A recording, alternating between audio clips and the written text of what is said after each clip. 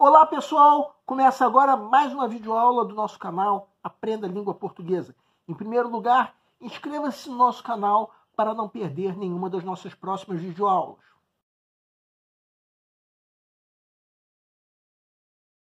Nessa aula nós vamos comentar a proposta de redação do Enem. Essa aula está sendo publicada no dia 13 de novembro, data da publicação do gabarito oficial do Enem. Quanto ao tema da redação, surpreendeu muita gente. Nós aqui do Aprenda a Língua Portuguesa, por exemplo, não imaginamos nada parecido com esse tema. E se você digitar no Google, por exemplo, temas de redação, verá que vários sites como G1, Guia do Estudante, UOL, entre outros, também não previram nada parecido como tema de redação. Também é verdade que a professora Raquel Ciufi, de Campo Grande, no Mato Grosso do Sul, conseguiu prever algo bem próximo a esse tema. Meus parabéns, professora. O fato é que esse tema surpreendeu, apesar de ser um tema que não deixa de estar dentro do foco que o Enem costuma trabalhar, já que trata de questões de cidadania, sociedade, cultura. Quanto ao nosso canal, todas as aulas em que nós discutimos um possível tema de redação, nós deixamos claro que não tinha como se prever como 2 mais 2 igual a 4 qual seria o tema de redação. Ano passado, de qualquer maneira, nós demos uma videoaula em que nós damos uma dica completa sobre como você fazer uma boa redação. Essa videoaula, inclusive, quem quiser pode acessar clicando no link acima. Então, como não é possível nós prevermos como 2 mais 2 igual a 4 qual será o tema da redação, nessas horas é preciso pensar e improvisar. Se você se surpreendeu com o tema, o fato é que você não pode se deixar levar pela surpresa. Você tem que refletir e usar a inteligência que eu sei muito bem que você tem. Vejam bem, a proposta de redação deu 3 palavras-chave: democratização, acesso e cinema. O que é que você acha disso? Nós vamos dar um exemplo agora que convém lembrar, é como eu, Pedro Brandão, faria essa redação. Só que você, é claro, pode ter um ponto de vista diferente do meu. Ou se tiver o mesmo ponto de vista, pode pensar em outros argumentos. Ou mesmo em outra proposta de intervenção. Assim sendo, estamos mostrando isso sabendo que você, com a tua inteligência e capacidade de reflexão, vai imaginar como seria ou como deveria ter sido a tua redação. Primeiramente, vamos focar no cinema. Qual é a importância do cinema para você? Vocês que estão fazendo vestibular, por exemplo, muitos de vocês têm no cinema um lazer muito frequente, principalmente aqueles que ainda estão na escola e estudam numa escola particular, embora isso não seja uma realidade da maioria dos brasileiros. Os filmes que estão em cartaz, por exemplo, sempre dão muito o que falar entre os colegas de escola. É claro que o filme que você gostou não é necessariamente o que todo mundo gostou. Nem o filme que aquele teu melhor amigo, a tua melhor amiga, ou o rapaz de quem você está afim, ou a moça de quem você está afim gostou. Só que nós aqui do canal apostamos em cada um de vocês. Afinal de contas, vocês são pessoas inteligentes, que estão aqui nesse mundo por um propósito. Então, mesmo aquele filme que você não gostou, pode ter te levado a refletir certas coisas. Então, o cinema, tal como outras artes, tem a importância de manter assuntos para conversas entre as pessoas, o que favorece uma aproximação social. Mas agora vamos a outra questão. Quem é o público que assiste ao cinema? Aí entra a leitura dos textos motivadores. No caso, o texto 4. Segue um quadro. Texto 4. O Brasil já teve um parque exibidor vigoroso e descentralizado. Quase 3.300 salas em 1975. uma para cada 30 mil habitantes, 80% em cidades do interior. Desde então, o país mudou. Quase 120 milhões de pessoas a mais passaram a viver nas cidades. A urbanização acelerada, a falta de investimentos em infraestrutura urbana, a baixa capitalização das empresas exibidoras, as mudanças tecnológicas, entre outros fatores, alteraram a geografia do cinema. Em 1997, chegamos a pouco mais de 1.000 salas. Com a expansão dos shopping centers, a atividade de exibição se reorganizou. O número de cinemas duplicou até chegar às atuais 2.200 salas. Esse crescimento, porém, além de insuficiente, o Brasil é apenas o 60º país na relação habitantes por sala, ocorreu de forma concentrada. Foram privilegiadas as áreas de renda mais alta das grandes cidades. Populações inteiras foram excluídas do universo do cinema ou continuam mal atendidas.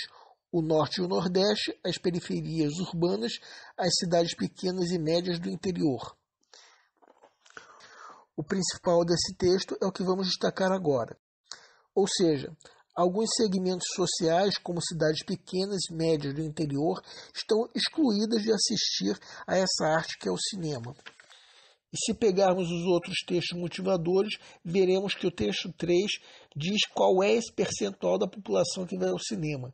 17%. A partir daí, nós concluímos que uma parcela muito pequena da população vai ao cinema. O que quer dizer que uma parcela populacional muito grande, os 83% restantes, não têm acesso ao cinema. Então, já que você deve falar da democratização do acesso ao cinema, isso vai envolver essa parte da população, a maioria excluída. O que isso faz você pensar em relação ao tema da redação? Democratização do acesso ao cinema. Eu, por exemplo, penso que essa democratização é no mínimo limitada, porque o acesso das pessoas, do povo como um todo, às salas de cinema não é tão grande. Pelo menos não é tão grande como deveria ser. Então, se eu fosse fazer essa redação, eu já saberia qual tese iria defender: a limitação da democratização do acesso ao cinema no Brasil. Que tipo de argumentos eu iria usar para defender essa tese? Nesse ponto, posso me basear nos textos motivadores para saber que o poder aquisitivo das pessoas é um obstáculo para o acesso ao cinema. Nesse ponto entra tudo que eu sei como morador da cidade do Rio de Janeiro. A maioria das salas de cinema estão concentradas nos shopping centers. Então vamos pensar no cinema como um programa de fim de semana, independente do meu ou do teu poder aquisitivo. Qual é a despesa que você tem quando vai para o cinema? É claro que se você for ao cinema do shopping, a tua despesa não vai ser só o ingresso. Você vai gastar dinheiro do lanche. Se você for de ônibus ou de táxi, vai ser mais uma despesa. Se for de carro, vai ter a despesa do estacionamento, sem falar a gasolina que você vai gastar. Pode ter outros gastos comprando isso ou aquilo. Então, inevitavelmente, a despesa não vai ser só o ingresso. Mas pense na maioria da população brasileira, que não tem poder aquisitivo para isso. É claro que para essa maioria da população, o acesso ao cinema é restrito, para não dizer inviável. E aí entram alguns dados estatísticos que estão no texto 2 da bateria de textos motivadores. 17% da população frequenta o cinema. Uma fração pequena. Um dos motivos para isso, é claro que é o poder aquisitivo. E se 19% dos que assistem filmes na TV vão para o cinema, isso quer dizer que mais de 4/5 daqueles que assistem filme em TV não vão ao cinema. Então a maioria esmagadora daqueles que assistem filme na TV não vão ao cinema. Mais uma vez, o poder aquisitivo entra aí. O povo, em grande parte, assiste filmes na TV, já que o cinema é muito caro. Outro argumento que eu usaria tem relação com um dos dados do texto 4, a concentração dos cinemas em algumas regiões geográficas, no sentido de que populações inteiras no Norte e Nordeste foram excluídas do universo do cinema ou continuam mal atendidas. Ou seja, um segundo argumento é a concentração geográfica das salas de cinema. Só por aí já temos 2 argumentos para defender nosso ponto de vista. Então, eu, por mim, já consideraria isso suficiente. Mas, se você pensou em outro argumento, tudo bem. Tudo bem, desde que você não se esqueça de uma coisa.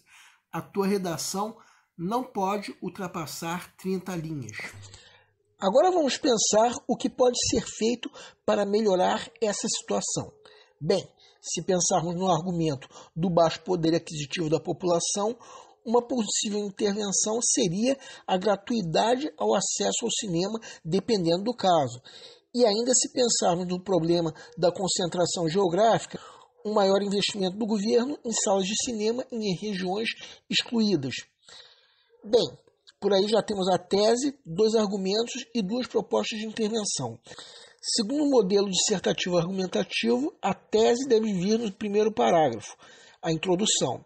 Os argumentos devem vir nos parágrafos seguintes, os parágrafos de desenvolvimento, enquanto que a proposta de intervenção deve vir no último parágrafo, o parágrafo de conclusão.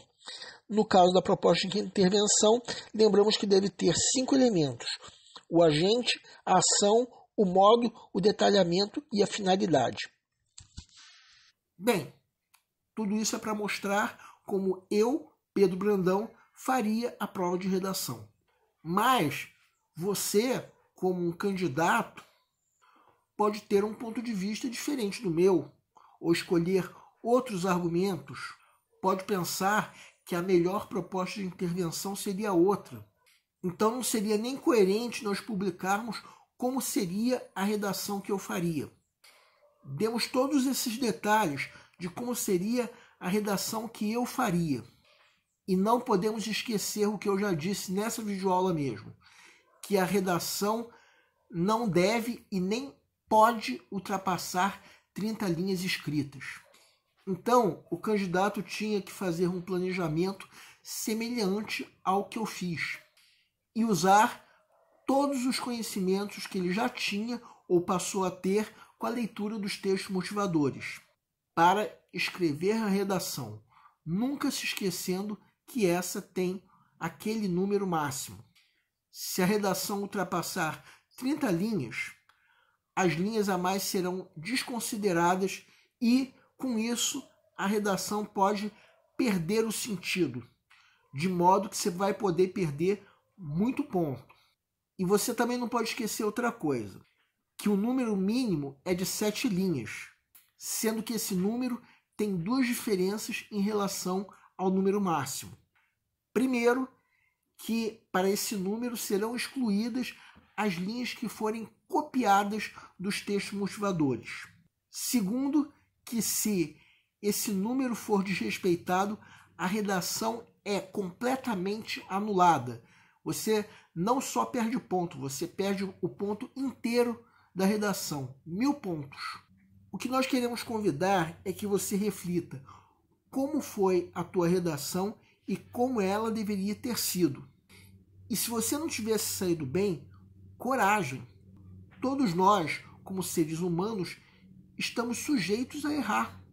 E nós aqui do canal estamos torcendo para que você tenha se saído bem, nem que seja no resto da prova. Então, se por acaso você não passar, não desista.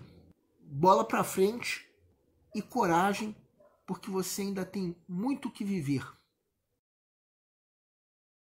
O nosso canal é voltado para você que está se preparando para uma prova de concurso, em especial vestibular. Para todos vocês que fizeram essas provas, nós queremos pedir que nos escrevam para dizer como vocês se saíram na prova, se a prova foi fácil, se a prova foi difícil, quais foram as dificuldades. Conforme for, nós faremos os devidos comentários numa próxima aula. E para todos vocês, nós desejamos boa sorte. Se você está gostando das nossas videoaulas, marque um gostei. Se não está gostando, marque um não gostei em ambos os casos. Façam os devidos comentários para que nós possamos saber onde nós estamos errando. O nosso canal busca maneiras divertidas de fazer com você a tua prova de concurso, em especial vestibular. Qualquer dúvida que você tenha, pode nos escrever, seja através da nossa fanpage do Facebook, seja através do nosso e-mail. Aliás, você pode nos escrever para fazer qualquer comentário, elogio, crítica ou até reclamação sobre as nossas videoaulas. Isso porque a missão do Aprenda a Língua Portuguesa é melhorar cada vez mais. E para isso nós contamos com a tua ajuda. E nós agradecemos a todos vocês que estão assistindo nossas videoaulas. Em especial, nós agradecemos a todos vocês que estão compartilhando nossas videoaulas com outras pessoas. Muito obrigado porque você está ajudando o nosso canal a ser feito. Muito obrigado e aguardem nossa próxima aula.